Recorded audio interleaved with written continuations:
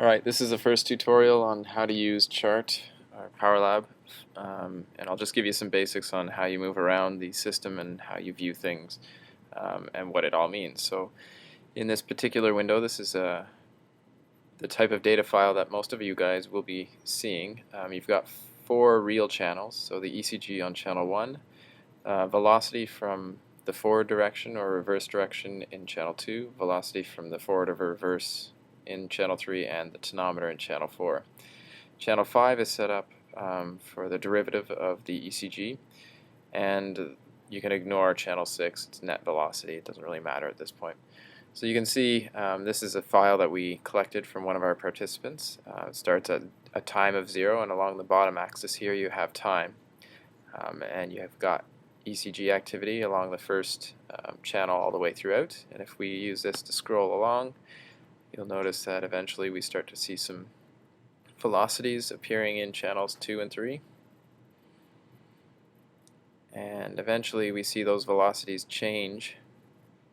And this would be during a cuff occlusion and then release protocol.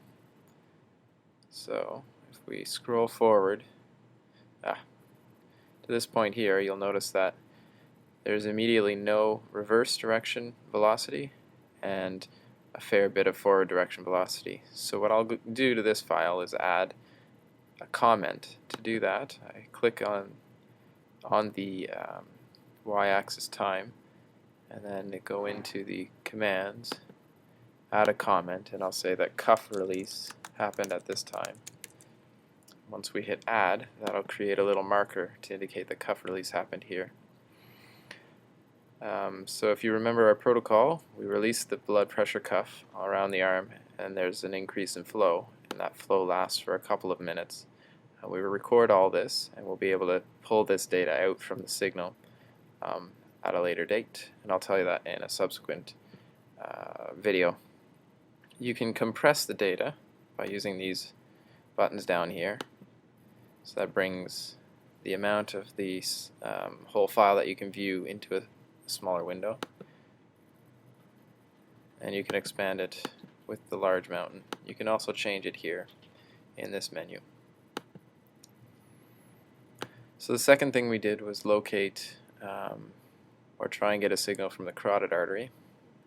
That would be on the tonometer signal. So to change what you're seeing on any of these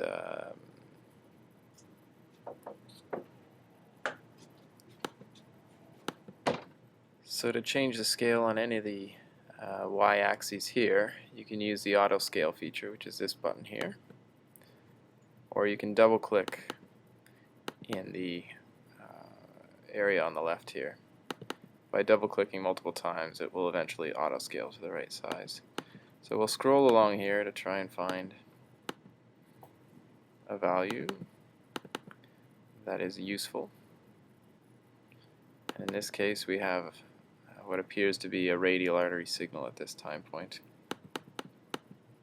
You'll have to refer back to the notes that you took when you were collecting to ensure that this was a radial tonometer. So I'll put a comment in here, which is also Command K, and say radial tonometer. Now by adding these comments, I'm letting myself know where specific things happened throughout the file, and I can go back later and analyze stuff relative to those comments. So if we continue scrolling, we'll notice that there's another measure here. We'll comment on that.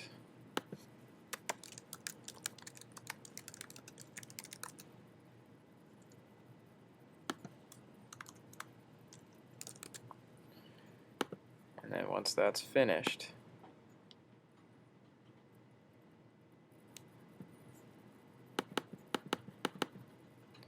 you can comment that this is probably popliteal.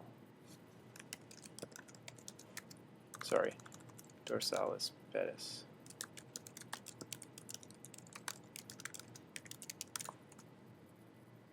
So with all our comments in, we can easily navigate to any of these comments by clicking on the specific comment you're interested in. You can rescale things. You can also run macros or run a series of steps over and over from that time point. So once you've done all this, you can save these using the save feature. That'll be pretty much it for the intro.